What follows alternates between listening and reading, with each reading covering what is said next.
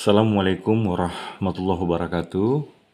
Apa kabar semuanya? Mudah-mudahan dalam keadaan sehat dan tetap semangat dalam menjalankan aktivitas sehari-hari. Baik, hari ini kita kembali bertemu dalam video pembelajaran perkuliahan kita. Dan hari ini video ini akan menjelaskan tentang manajemen konflik dan negosiasi pada tema tentang dinamika dan siklus konflik. Baik, sebagai pendahuluan ya, kita tahu bahwa konflik merupakan bagian alami dalam interaksi sosial dan organisasi. Artinya konflik itu pasti selalu ada ketika kita berinteraksi ya dalam aktivitas sosial kita dan di dalam organisasi. Pasti yang namanya konflik pasti akan terjadi dan itu merupakan sesuatu yang bersifat alami. Nah, pemahaman mengenai dinamika dan siklus konflik sangat penting untuk kita mampu mengelola konflik secara efektif. Jadi kita harus memiliki pemahaman tentang dinamika dan siklusnya ya, sehingga nanti kita mudah untuk mengelola konflik ketika terjadi. Baik, jadi materi ini akan membahas tahapan perkembangan konflik ya, eskalasi dan deeskalasi konflik, serta faktor yang mempengaruhi intensitas konflik.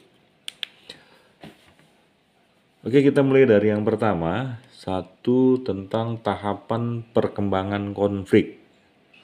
Jadi memang konflik tidak terjadi secara tiba-tiba, tetapi melalui serangkaian tahapan. Jadi menurut teori manajemen konflik, tahapan perkembangan konflik itu pertama meliputi kita sebut dengan tahapan laten ya, atau latent konflik. Jadi konflik potensial sudah ada, tetapi belum terlihat jelas. Ini diakibatkan karena adanya perbedaan kepentingan, nilai, atau sumber daya yang menjadi faktor pemicu. Nah, dalam tahapan laten ini intinya bahwa potensi konflik itu belum terlihat jelas tetapi sudah ada. Nah, makanya ini yang perlu kita deteksi ya. Nah, biasanya memang sumber potensi-potensi konflik itu disebabkan karena adanya perbedaan kepentingan dalam organisasi pada setiap orang ya, sistem nilai dan ya sumber daya ataupun hal-hal yang memang ingin diperebutkan tetapi kondisinya terbatas. Ini menjadi pemicu begitu ya. Kemudian pada tahapan berikutnya kita sebut dengan tahap persepsi ya, atau perceived conflict ya. Ini salah satu atau kedua belah pihak ini udah mulai menyadari nih adanya perbedaan yang dapat memicu konflik ya.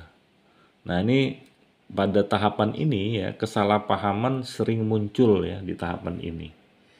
Jadi sudah mulai terasa ya adanya perbedaan-perbedaan dan ini sudah sampai pada tahapan di mana antar orang dalam berinteraksi itu ya itu sering terjadi kesalahpahaman ya. Nah, ini disebabkan karena apa tadi?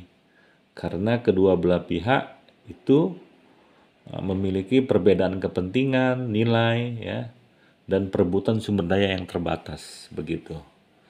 Jadi tahapan ini tahapan di mana orang sudah menyadari ya adanya perbedaan-perbedaan. Nah, kemudian ya, tahapan berikutnya itu adalah tahap perasaan ya, atau feel conflicts ya.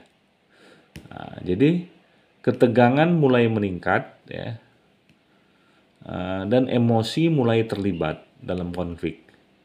Pihak yang terlibat mulai menyusun strategi untuk menghadapi konflik. Nah, di sini tahapannya sudah mulai dalam dan menegang ya antara kedua belah pihak, dan di sini adanya situasi di mana seseorang sudah mulai merasa kurang enak ya atau kondisi emosinya sudah mulai tidak nyaman begitu ketika dia berinteraksi ya dengan sesama anggota tim organisasinya. Nah, di sini sudah mulai kita merasa tidak nyaman dan perasaan atau emosi kita sudah mulai terlibat ya. Nah, dan pada kondisi ini orang yang berkonflik sudah mulai menyusun strategi nih. Bagaimana cara menghadapi konflik yang terjadi. Yang tadi ya disebabkan karena 3 hal tadi ya. Adanya perbedaan kepentingan, sistem nilai yang ada pada dirinya, dan perebutan sumber daya yang terbatas. Ya, kemudian ya kita masuk ke bagian kedua tentang eskalasi dan deeskalasi konflik ya. Nah, kemudian konflik ini dapat berkembang menjadi lebih intens atau justru mereda tergantung pada cara penanganannya. Ini yang penting kita harus pelajari ya. Jadi memang di eskalasi konflik ini terjadi konflik yang semakin meningkat dalam intensitas, dalam kompleksitas. Jadi faktor-faktor yang menyebabkan eskalasi konflik ini antara lain, nah ini apabila terjadi sampai pada level di mana seseorang sudah merasakan terjadinya konflik, dia bisa membaik dan juga bisa memburuk begitu. Maka cara penanganan yang benar itu akan menyebabkan nanti bagaimana eskalasinya. Apakah membesar atau mungkin bisa ditangani dan semakin mengecil ya. Maka dari itu ya, untuk menangani kondisi-kondisi konflik yang terjadi ya, yang membuat semakin besar itu disebabkan karena komunikasi yang buruk nih antar sesama anggota organisasi. Jadi tidak ada upaya untuk memperbaiki komunikasi sehingga terjadi kesalahpahaman yang semakin memperburuk situasi ya. Kita sering sebut dengan miskomunikasi. Jadi kalau kita memiliki masalah, maka kita harus segera berkomunikasi atau mungkin ada pihak lain yang membantu menjadi mediasi sehingga dengan mediasi tadi tetap terjalin komunikasi untuk menyamakan persepsi begitu. Jadi komunikasi yang buruk akan menyebabkan eskalasi konflik akan semakin membesar. Kemudian ya, meningkatnya emosi negatif ya. Bahkan nanti mulai ada kemarahan dan kebencian yang akan memperparah konflik ya. Jadi kalau situasi ini terus dibiarkan, kita merasa tidak nyaman ya.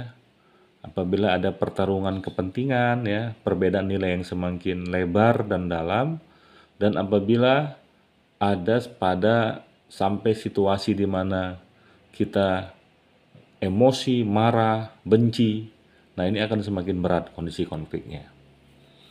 Nah, kemudian biasanya orang-orang yang berkonflik ini kemudian mencari dukungan dengan pihak lain ya, atau kita sebut dengan koalisi dan aliansi. Jadi pihak yang berkonflik mencari dukungan eksternal.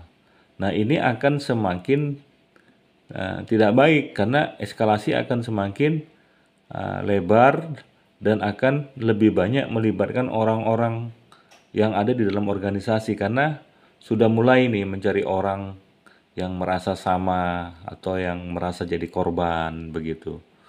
Nah ini orang-orang seperti ini kan biasanya ingin mendapatkan dukungan ya terhadap persoalan dia.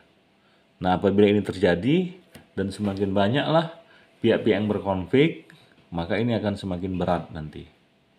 Kemudian sudah ada nanti tindakan-tindakan yang bersifat provokatif ya, seperti serangan verbal atau bahkan fisik yang akan memperparah ketegangan. Jadi artinya ketika kita sudah menyadari adanya konflik ya, atau latent konflik tadi, nah, 4 hal ini jangan sampai terjadi ya. Jadi jangan sampai terjadi komunikasi yang buruk, kemudian meningkatnya emosi negatif, kemudian mencari dukungan dari pihak lain serta melakukan tindakan provokatif ya. Dan sebagai informasi bahwa tindakan provokatif ini sesungguhnya bisa menyebabkan seseorang dipidana ya. Ya, apalagi kita punya undang-undang pidana yang berkaitan dengan misalnya pencemaran nama baik ya, perbuatan tidak menyenangkan, atau bahkan apabila dengan fisik itu kita bisa masuk dalam ranah pidana penganiayaan. Jadi jangan sampai ini tindakan provokatif ini terjadi, jadi harus segera diselesaikan. Nah, apabila dia diturunkan ya, atau bagaimana caranya agar kita mengarah kepada deeskalasi konflik. Jadi bagaimana konflik itu supaya diredam ya. Kalau tadi kan eskalasi berarti membesar. Kalau ini berarti kita upayakan supaya dia mengecil. Bahkan nanti hilang konflik itu. Jadi deeskalasi terjadi ketika ketegangan konflik mulai menurun nih. Nah, bagaimana strategi untuk menurunkan konflik? Nah, jadi kembali tadi kalau yang pertama adalah komunikasinya buruk ya, atau miskomunikasi, ini justru kita membuka komunikasi dengan cara membangun satu persepsi ya, sehingga nanti ini akan terhindar kesalahpahaman. Jadi kita harus open minded ya, kemudian juga kita harus siap untuk berbicara dan berkomunikasi dari hati ke hati dengan orang yang berkonflik ya. Untuk apa? Menghindari kesalahpahaman dalam apa? Aspek misalnya ada sistem nilai yang berbeda, atau mengklarifikasi ya hal-hal yang mungkin dianggap bagi pihak lain itu tidak sesuai begitu. Kemudian berikutnya adalah melakukan mediasi ya. Jadi boleh menggunakan pihak ketiga yang bisa membantu menemukan solusi, dan sebaiknya memang pihak ketiga ini adalah pihak yang netral, bukan malah menjadi kompor ya atau provokator, tetapi pihak ketiga ini pihak yang kemudian bisa mencari jalan tengah untuk membangun satu persamaan persepsi yang berbeda tadi. Jadi kita butuh mediator ya. Sehingga nanti berikutnya adalah berupaya untuk mencari titik temu ya. Jadi nanti fokus pada kepentingan bersama daripada perbedaan. Jadi cari apa titik kesamaannya dan jangan diperbesar perbedaannya. Nah, kemudian kita kelola emosi kita ya, agar jangan kita sampai muncul nih emosi negatif ya. Jadi kurangi nih emosi negatif tadi, misalnya marah ya, melakukan tindakan provokatif ya. Dan kita tidak perlulah mencari dukungan-dukungan untuk kemudian memprovokasi orang lain supaya juga membenci orang tersebut begitu. Jadi kita lebih bagaimana menenangkan emosi kita dan fokus ya untuk bagaimana menemukan solusi. Nah, untuk yang bagian ketiga, jadi ada faktor yang mempengaruhi intensitas konflik itu sendiri ya. Jadi ada faktor struktural ya. Ini biasanya disebabkan karena sumber daya yang terbatas. Jadi kompetisi atas sumber daya yang langka. Misalnya ingin mendapatkan posisi tertentu, yang posisi ini tentu terbatas ya. Sama lah kalau orang berebut untuk menjadi anggota dewan atau kepala daerah dalam sebuah kompetisi, yang jadi caleg banyak, sementara yang terpilih kan sedikit dan terbatas. Itu pasti akan terjadi konflik antar sesama tim ataupun sesama caleg itu sendiri. Begitu juga di organisasi ya. Posisi-posisi yang diperebutkan itu biasanya akan menimbulkan konflik ya, karena ada kompetisi disebabkan ingin mendapatkan posisi tersebut begitu. Nah, kemudian yang kedua adalah hierarki organisasi ya. Jadi ini ketimpangan kekuasaan memicu ketidakpuasan ya. Misalnya karena pemimpin yang kurang mampu mengayomi ya, atau pemimpin yang otoriter, atau pemimpin yang kurang bisa memberikan jalan tengah ya, atau menjadi pemimpin yang untuk semua orang dalam organisasi, ada likes and dislike, ini semuanya bisa menyebabkan konflik, disebabkan karena hierarki organisasi tadi. Kemudian berikutnya adalah ketidakjelasan peran. Nah, seseorang yang bekerja, yang kemudian dia tidak memiliki ya peran atau tugas yang jelas, ini bisa saja menyerobot tugas orang lain ya, atau dia overlapping ya dengan tugas-tugas orang lain, sehingga ini akan memicu konflik gitu. Jadi penting dalam organisasi itu ya, seseorang itu memiliki job desk yang jelas ya, job description yang jelas, kemudian tupoksi yang jelas gitu. Karena apabila tidak jelas justru akan bisa menimbulkan konflik begitu ya. Kemudian ada B ya, faktor psikologis itu sendiri ya. Misalnya seseorang ini kan dari lahir sudah banyak berbedanya ya dengan orang lain ya. Dari jenis kelamin berbeda, dari suku, agama juga mungkin berbeda ya. Kemudian dari didikan keluarga orang tua, sehingga setiap orang tuh membawa dirinya di dalam organisasi itu dengan pikiran dan persepsinya sendiri-sendiri dalam memandang sesuatu begitu. Nah, persepsi yang berbeda inilah yang bisa menyebabkan konflik ya. Misalnya bagaimana menangani satu kasus tertentu disebabkan karena persepsi yang berbeda tadi, ini akan terjadi masalah. Jadi ini namanya faktor psikologis yang harus kita sadari, karena pada dasar setiap orang tuh memang lahir dalam keadaan berbeda. Kalau bahasa Al-Qur'annya itu justru perbedaan itu harusnya menjadi rahmat ya. Karena dengan perbedaan tadi mungkin akan banyak ide, ya, banyak gagasan yang apabila diramu dengan baik itu justru bisa menjadi sesuatu kekuatan ya dalam organisasi begitu. Jadi memang pasti ada yang namanya persepsi yang berbeda.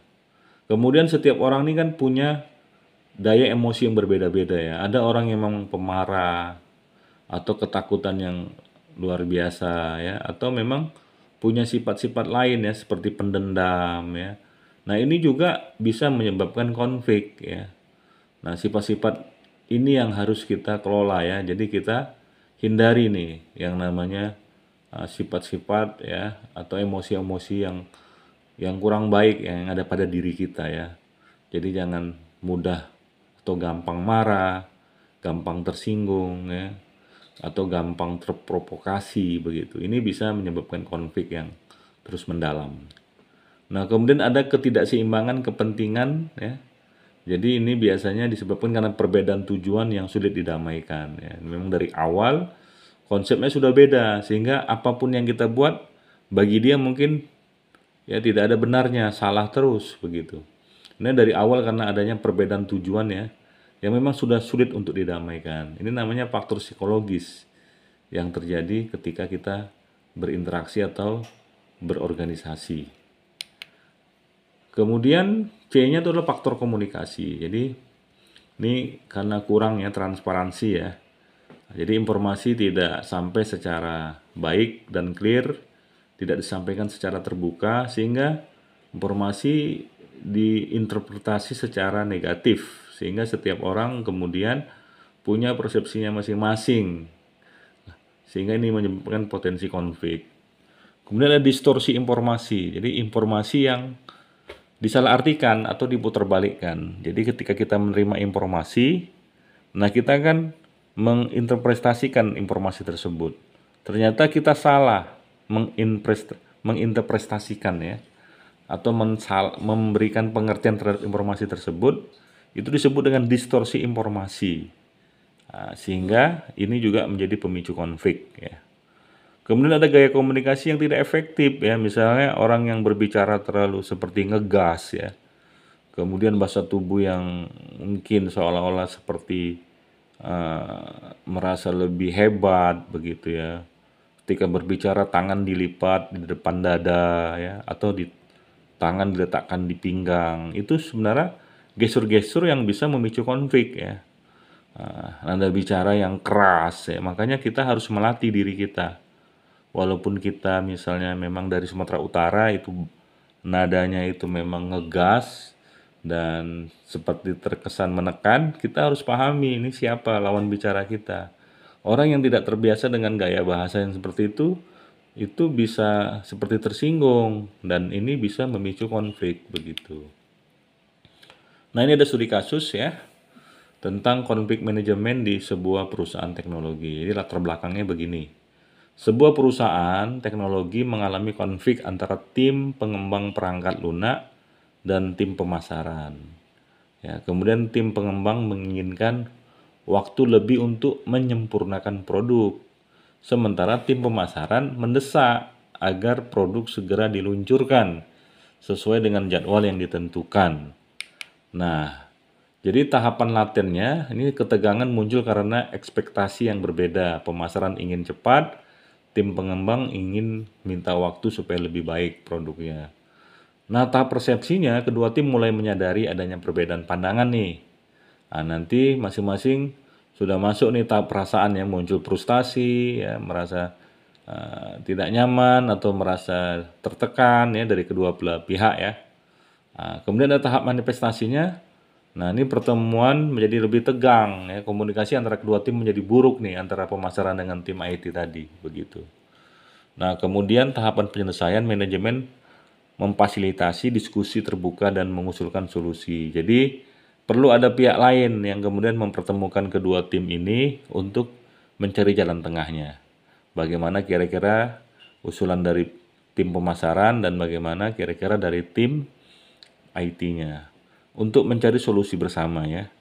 Kemudian kompromi, cari kesepakatan. Jadi pengembang diberi tambahan waktu 1 bulan dengan strategi pemasaran freelance ya untuk menarik perhatian pelanggan lebih awal. Jadi usulannya seperti itu ya. Pemasaran bisa menerima, tim IT juga punya waktu yang cukup untuk memperbaiki produknya. Jadi analisisnya, ini konflik berhasil nih dikelola dengan strategi deeskalasi melalui komunikasi terbuka dan pencarian titik temu. Ya, dengan demikian, perusahaan terhindar dari dampak negatif jangka panjang dan dapat meningkatkan kerjasama antar tim. Kesimpulan ya, jadi memang konflik merupakan fenomena yang memiliki siklus dan dinamikanya sendiri. Jadi dengan memahami perkembangan konflik, strategi eskalasi atau dan deeskalasi, serta faktor-faktor yang mempengaruhi intensitas konflik, organisasi dan individu dapat mengelola konflik dengan lebih efektif. Jadi kita pahami ini eskalasinya membesar atau mengecil. Jadi yang baik itu adalah kita harus lakukan upaya yang namanya deeskalasi. Jadi harus mengecil, berkurang, dan kemudian bisa menjadi damai begitu. Jadi pendekatan komunikasi yang baik dan negosiasi yang tepat dapat membantu mencapai solusi yang saling menguntungkan. Baik, demikian materi ketiga kita, manajemen konflik dan negosiasi pada kesempatan video kali ini. Mudah-mudahan bisa dipahami. Apabila ada yang kurang jelas, bisa didiskusikan lebih lanjut di add link-nya atau bisa melalui WA ya. Demikian, mudah-mudahan tetap semangat ya dalam menjalankan aktivitas. Assalamualaikum warahmatullahi wabarakatuh.